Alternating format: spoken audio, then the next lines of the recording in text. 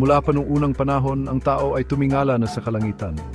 Pinapanood natin ang mga ibon na lumilipad, pinangarap nating sumama sa kanila. Ang paglipad, parang imposible. Pero ano ang tao kung walang pangarap? Ano ang buhay kung hindi natin inaabot ang imposible? Ang pagnanais na lumipad ay nag-aalab sa puso ng marami. Kailangan ng dalawang magkapatid na may tapang at determinasyon para masakop ang langit. Sina Wilbur at Orville Wright ay hindi takot sa hirap. Sila ay mga mekaniko ng bisikleta, sila ay mga inventor. Pinatnubayan sila ng isang pangarap ang lumipad.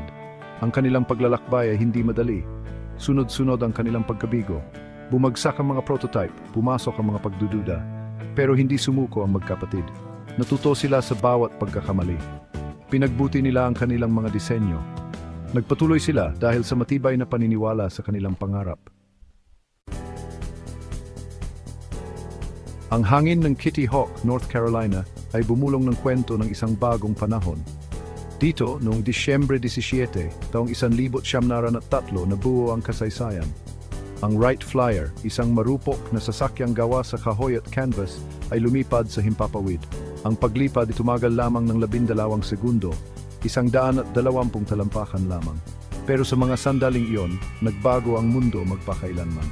Ang imposibleng pangarap ay naging katotohanan.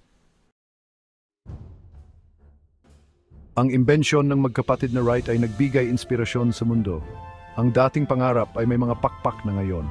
Mabilis na umunlad ang abyasyon. Lumiit ang mundo. Ang mga tao ay nakakapaglakbay ng mas malayo, mas mabilis. Ang langit na dating hadlang ay naging tulay. Ang pamana ng magkapatid na Wright ay nabubuhay.